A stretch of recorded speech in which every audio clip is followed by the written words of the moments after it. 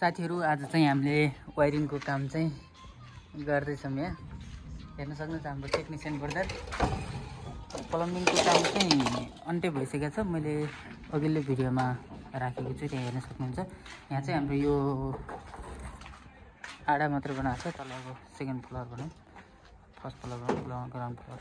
पछि यतापट्टि आउँछ। मैले चाहिँ लाइन पछि लिनलाई चाहिँ पाइप पनि छोड्दैछु, तर अहिले यतापट्टि मात्र फिटिङ। एउटा कोठा अनि यो किचन, यो चाहिँ किचन हो। यो एउटा कोठा अनि उतापट्टिको चाहिँ भर्याङ रहेको छ। पछाडि त्यो टपमा चाहिँ टोयलेट बाथरुम छ। यहाँ हेर्न सक्नुहुन्छ। यहाँ चाहिँ हामीले सिम्पल नै गराएको छौँ। दुईटा बत्ती छ अनि फ्यान छ। त्यहाँ एउटा बत्ती बल्छ है, बल्छ भने बत्ती बल्छ। अनि एउटा पावर सकेट यहाँ राखिदिएको छ हामीले 3 भोल्टको। अनि यहाँ हेर्न सक्नुहुन्छ स्विच बोर्ड चाहिँ हाम्रो यहाँनिर छ।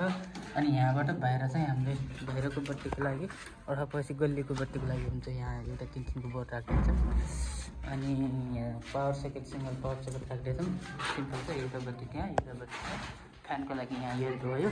अनि हाम्रो डिस्ट्रिब्युसन बक्स चाहिँ उतापट्टि त्यहाँनिर जहाँ हाम्रो पावर पारेको त्यहीँनिर बस्छ। यो चाहिँ हाम्रो अहिले किचन कोठा हो।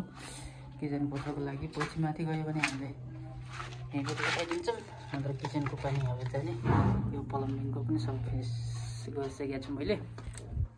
भर्याङको भाग भएको यहाँ चाहिँ पछि वाल उठाउँछन्। अनि त्यहाँनिर हाम्रो बोर्ड, एउटा बोर्ड यहाँ, अनि दुईवटा माथि छ, एउटा सिलिङमा छ। अनि एउटा यसरी ऱ्याक बस्ने हो। यो एउटा 3x3 पछि फिल्टरको लागि त्यहाँ जान्छ। एउटा राइस कुकरको लागि पकाउने चाहिँ यतातिर हुन्छ अरे। यसरी राख्दैछौँ। यहाँबाट यालमा बन्ने हो यो। अनि स्विच बोर्ड चाहिँ यहाँनिर राख्दैछौँ। हामीले अलि धेरै हाइटमा छ, किनभने तल लिन मिलेन। यो भेन्टिलेसन राखेको छौँ कि यहाँ चाहिँ एउटा फ्रिजको लागि भने यतिनिर बोर्ड राखेको छु। एउटा बत्ती त्यहाँ अनि डिस्ट्रिब्युसन बक्स चाहिँ त्यहाँ हुन्छ हाम्रो। एउटा यहाँ चाहिँ पछि टुवेको लागि अनि अथवा बाहिर जतातिर हो भने त्यहाँ 3-5 बोर्ड राखिदिन्छु। त्यहाँदेखि तल चाहिँ मेन गाछ, मेन लिने यो भागबाट माथि भएर पल पारेर रेडी भइसकेको छ। यहाँ चाहिँ 8 ओएमसी बक्स बस्छ। यहाँ चाहिँ बस्छ ब्रदरले बनाउँदै हुनुहुन्छ। अनि यतातिर हाम्रो टोयलेट बाथरुम चाहिँ यो भागमा चाहिँ हाम्रो टोयलेट बाथरुम दुईटै बस्नु सक्छ, अथवा एउटा बस्नु टोयलेट मात्र बस्नु सक्छ। यहाँनिर चाहिँ हाम्रो स्विच आउँछ है। त्यहाँ चाहिँ खोलिसकेको छैन। त्योदेखि माथि स्टार छ कि के छ त यहाँ। अनि पछि चाहिँ यो गाह्रो लगाइसकेपछि चाहिँ फिट गर्छौँ बाथरुमको काम।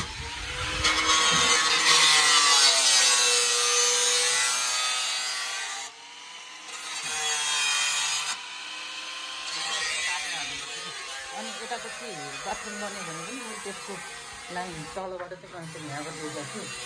उता बाहिरबाट नहाल्नु भयो भने त्यहीबाट हालेर दिएको छु। नत्र त्यहीबाट तलतिर हालेर ग्राउन्डबाट लगाइनु हुन्छ, त्यहाँबाट हाल्दाखेरि त्यही भएर यो चाहिँ तलको लागि मात्रै हो।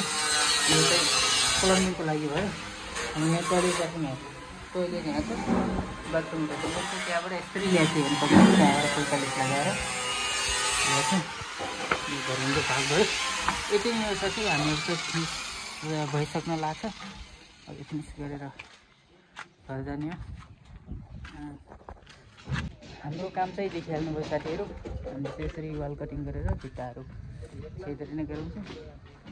वाल कटिङ गरेको यहाँ फुलिहाल्छ, पुरै यो फुलिहाल्छ। अनि हामीले यो एरियामा चाहिँ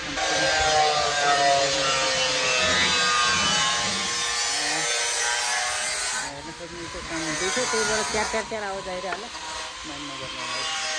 त्यही नै हाम्रो कामहरू साथीहरू। तपाईँहरूलाई मनपर्छ भने चाहिँ च्यानललाई चाहिँ सब्सक्राइब गरिदिनु होला। र च्यानलमा नयाँ आउनुहुन्छ भने चाहिँ सब्सक्राइब गर्नु होला।